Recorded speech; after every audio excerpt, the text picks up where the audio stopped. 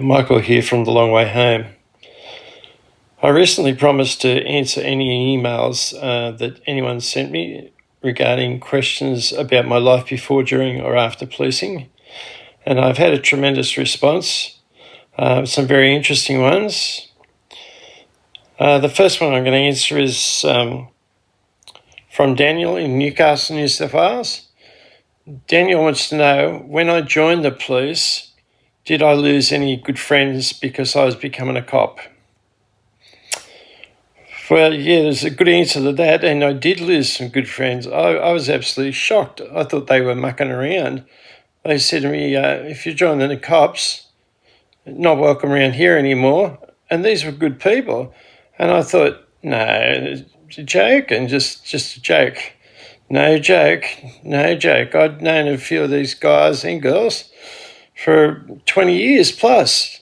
And as soon as I joined the cops, they didn't want to know me and haven't wanted to know me since, which is absolutely incredible. Well, they're not very good friends if they want to do that, but yeah, Daniel, that's what happened to me. You can lose friends, but you'll pick up a lot of new friends in the police. The only thing wrong with police friends is all they want to talk about is police. So you're talking police at work and police at home. But if people want to be, friends that aren't really friends because you've joined another job, they can go jump in a lake for my money. So, yeah, but that's what happened to me. Next question.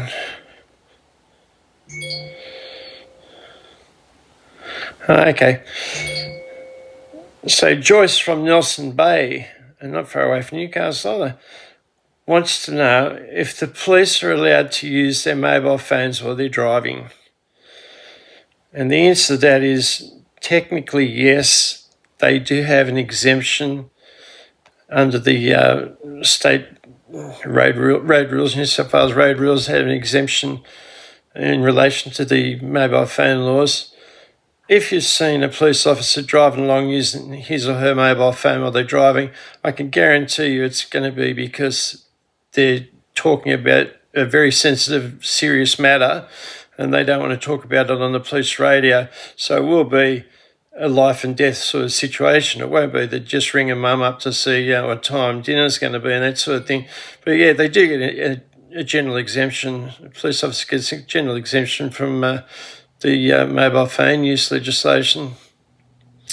I suppose it's fair enough. They've got to do what they've got to do to get their jobs done and look after us. So I don't begrudge them that, and I certainly haven't seen any police driving along using mobile phones around my area. So yeah, but if they do, they're allowed to. Next question. Have I ever been to an armed robbery that was a true armed robbery?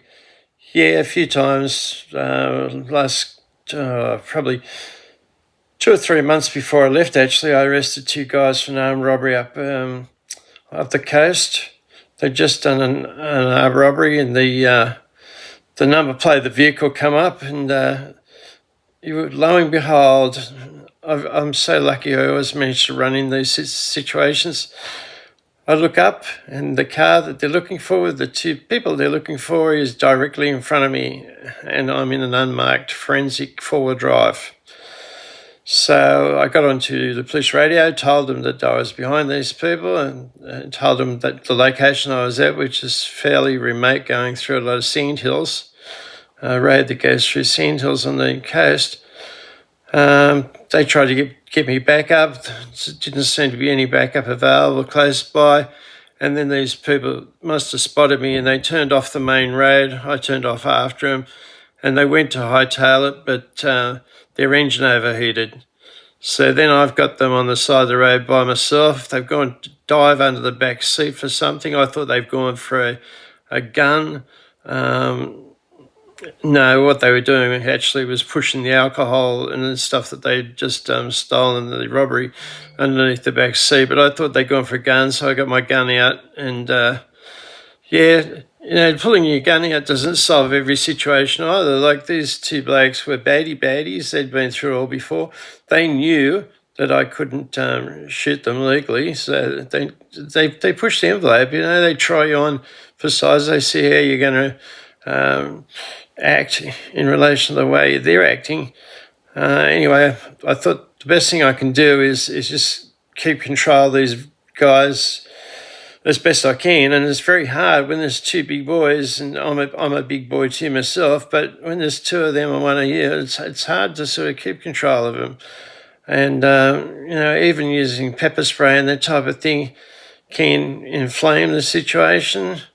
So it's just a matter of me talking to him, trying to get information out, basically time wasting and distracting him until backup did arrive for me. And I didn't know how far backup was away, but thankfully it was only 5 to 6 minutes away. So eventually one of the duty inspectors pulled up behind me. The guys were arrested and taken back to the local police station where they were charged. Interesting times. There was one armed robbery. I've been to a fair few armed robberies actually where the crooks have still been there. You got to be very careful when you're dealing with people that are drug addicts and that type of thing. Their lives don't hold much value, but certainly yours does. So you've got to be very careful the way you approach these sort of bad situations. A vehicle stop is one of the worst things in the police as far as trying to contain people goes. Certainly not great. Now, let's just have a look what else we've got down here. Okay, well, this one's a fairly obvious one. When I was in higher patrol, which was in higher patrol in New South Wales Police for nearly 9 years, the face is, was there a quota, or is there a quota system in the higher patrol? And the answer to that is certainly is. There certainly is a quota, because when the government give me an $80,000 car filled up with another $15,000 to $20,000 worth of equipment, trained me up, which cost them a fortune to be a gold pursuit driver, and then set me free to go and do work, well, obviously there's going to be a quota, and the quota is go out there and enforce the traffic laws. So if people are breaking the law, they get a ticket, they might get a warning off you. But if people are breaking the law, that's the quota. Go out there, do the work, do the kilometres, be seen, do breath testing, mobile and random breath testing, a bit of stationary radar, be seen. The main thing is, if you're driving a marked car, is high-profile policing, being seen as a police car in amongst the traffic, so has as much exposure as possible to, the fully marked car has as much coverage as it can, fly the flag, and hopefully people see the police car and then it reminds them to slow down or drive a bit better. But if you're in an unmarked police car, well, that's a different thing. The unmarked police cars are basically especially there for what I call serious movers, people who want to speed, people who blatantly go out to speed, so you need an unmarked car so they can't see you and you grab them. I used to work a lot of very early morning shifts, 4 a.m. in the morning, in an unmarked car, and I'd get out to these areas where there's always big fatal accidents, big serious accidents, and I'd sit there and wait for a decent speed to come through. And if you get someone going over 45 kilometres over the speed limit, it's certainly worthwhile, and that's what the unmarked cars are good for. They're not designed for revenue races as such per se, but any police car with a decent high patrol officer in it is a good revenue raiser, because if you're out there doing your job that you're getting paid for, you're booking people and you're locking people up, and you're raising revenue, I suppose. But no actual dollar value put on you, but certainly if I come in 2 or 3 days in a row with no tickets, no breath tests, no nothing, the cranky sergeant I worked under give me a good foot up the bum, I know that much. So It's the informal quota. And people that work in hire trial tend to be very driven people. They're people that weren't happy really with just running around the CBD. There's a lot of general duties jobs done within sort of 10 to 15 kilometres of the police station. Higher patrol officers can get out and go a lot further afield than that. So higher patrol officers in general are very driven, very self-motivated people, and that is a trait of a good higher patrol officer.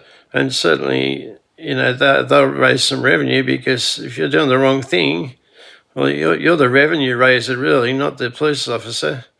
So the best way to not raise revenue is don't do the wrong thing. So if you don't speed, and if you wear your seatbelt, you don't drink and drive, or you don't take drugs and drive, you've got nothing to fear from any high patrol car. But yeah. So there's a few good emails, and I've got a few others to group together and go through too. But keep the emails coming, because I like replying to people, and I really respect the fact that you're asking these questions, so I can give them some online exposure with some sort of positive, positive information, so you know what you're getting is straight from the horse's mouth, so to speak. But thanks for watching Long Way Home. Take care, drive safely. See you next time. Bye.